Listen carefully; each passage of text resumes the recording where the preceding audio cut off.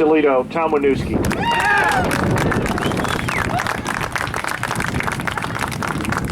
Thanks, Fred. I appreciate it. Let me just start off by saying thanks to the folks, Northwest Ohio Conservative Coalition, who puts us on, who works with the groups around here. John McAvoy and Linda Boyer have been so supportive of me, much more even so than my party, that name at the end, that letter at the end of my name. So I'm very grateful to these guys and all that they've done for me. I wanted to talk to you a little bit about generations. To me, you're hearing some themes going on here and how we set up our principled stance on things, but to me it's a generational problem.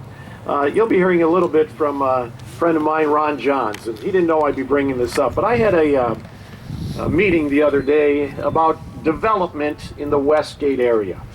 So we packed a room at the University of Toledo to hear the owner of Westgate talk about expansion plans. The first people that stood up after her talk were the constant naysayers, the constant, you can never do anything right in their eyes. And after they had made their piece, and it was general liberal stuff, the dribble about why can't we all just recycle, why can't we run our businesses with wind and solar energy, you know, that typical liberal dribble. I don't know about you, I barely rely on the weather to plan my picnic. We're going to rely on the weather to run our businesses. We're going to rely on the weather to satisfy our energy needs. Crazy. But after those two naysayers had finished talking, Ron stood up and said, I'll bet those two never ran a business in their life, and thank you, Westgate, for continuing your development, and the crowd erupted in applause. So thank you, Ron, for that. Ron's invited me to come and talk to a couple of gatherings at the University of Toledo, and so that's where I get excited about this generation. Ronald Reagan said that freedom is fragile and that we're one generation away from our freedom becoming extinct. I want you to think about that. We're one generation away from our freedom becoming extinct. Saul Alinsky wrote that in order for socialism to become part of our society, there are 8 controls. I'm not going to talk or go over in each of those 8 controls, but the first control is healthcare. And the 8th control is class warfare. And in the last 6 years, this administration has proliferated both of that.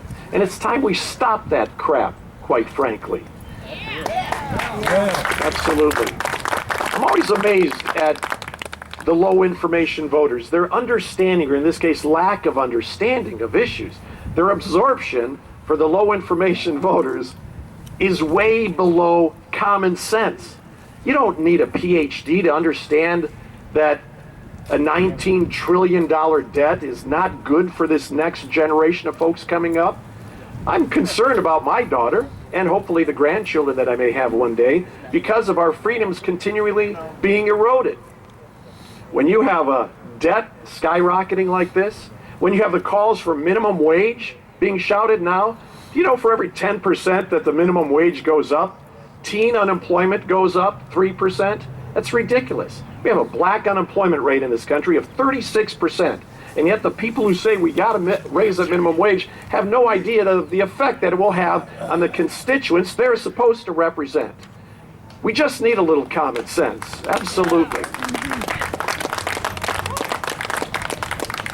We just celebrated the 50th, if you want to call it celebrated, held in memory the 50 years ago that our war on poverty started. So 50 years, that's 2 generations. In 2 generations, you know we've spent $15 trillion on the war on poverty. When we fought the American Revolution, in today's dollars, it barely cost us $2 billion, and we won that war. We're not winning this war on poverty. It's time to do something different. And so I'm here to stand before you to talk about that generation, that next generation. Support the young folks that are running, to talk to your children and your grandchildren about good conservative values, because it's in their best interest. As Margaret Thatcher said, when we can work at our own will, when we can spend our own money the way we want it, when the state is our servant and not our master, that's when we will have true freedom. I'm 57 years old. So in a few short years, you know, I'll be 60. I know I don't look it. They say the 60 is the new 40. But folks, if we don't do something real soon, I'm going to be broke by the time I'm 45. God bless you all.